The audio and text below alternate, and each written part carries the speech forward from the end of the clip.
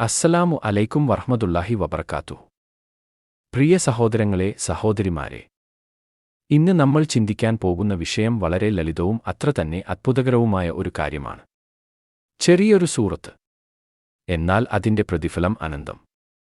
പലരും പറയുന്നുണ്ട് 1000 റക്അത്ത് നിസ്കരിച്ച കൂലി ലഭിക്കും എന്ന നിലയിൽ വലിയ പ്രതിഫലം ലഭിക്കുന്ന സൂറത്ത്.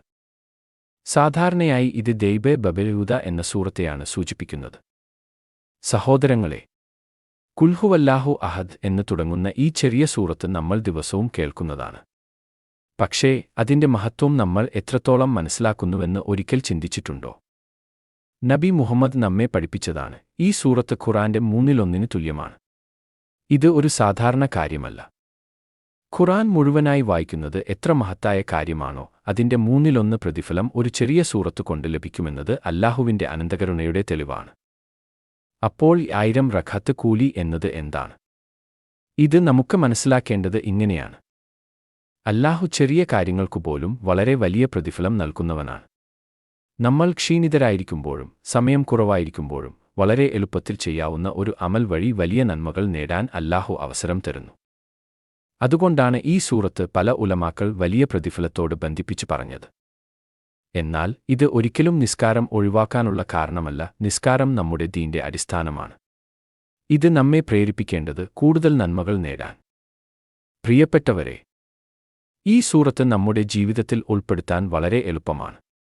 നിസ്കാരത്തിനു ശേഷം, ഉറങ്ങാൻ പോകുമ്പോൾ, യാത്ര ചെയ്യുമ്പോൾ, ഒഴിവുസമയം കിട്ടുമ്പോൾ നമുക്ക് ഇത് ഓതാം. ഒരുപാട് സമയം വേണ്ടതില്ല. പക്ഷേ പ്രതിഫലം അനന്തമാണ്. ഇഖ്ലാസ് എന്ന വാക്കിന്റെ അർത്ഥം തന്നെ ശുദ്ധത, സത്യസന്ധത എന്നതാണ്. ഈ സൂറത്ത് നമ്മെ പഠിപ്പിക്കുന്നത് അല്ലാഹു ഒരുവൻ മാത്രമാണ്. അവനോട് തുല്യനില്ല. അവൻ ആരുടെയും പിതാവല്ല, പുത്രനല്ല. അവൻ സർവശക്തനാണ്. ഈ വിശ്വാസമാണ് നമ്മുടെ ഈമാനിന്റെ അടിസ്ഥാനം. ഒരു മനോഹരമായ സംഭവം നമ്മൾ കേൾക്കാറുണ്ട്.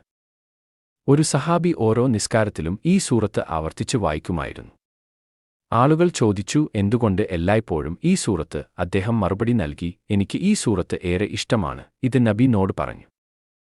അപ്പോൾ നബി പറഞ്ഞു, അവന്റെ ഈ സ്നേഹം അവനെ ജന്നത്തിലേക്ക് നയിക്കും.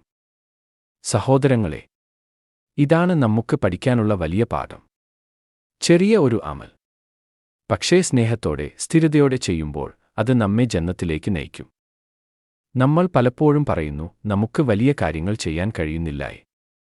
പക്ഷേ അല്ലാഹു നമ്മോട് ആവശ്യപ്പെടുന്നത് വലിയ കാര്യങ്ങൾ മാത്രമല്ല, ചെറിയ കാര്യങ്ങൾ സ്ഥിരമായി ചെയ്യുക എന്നതാണ്.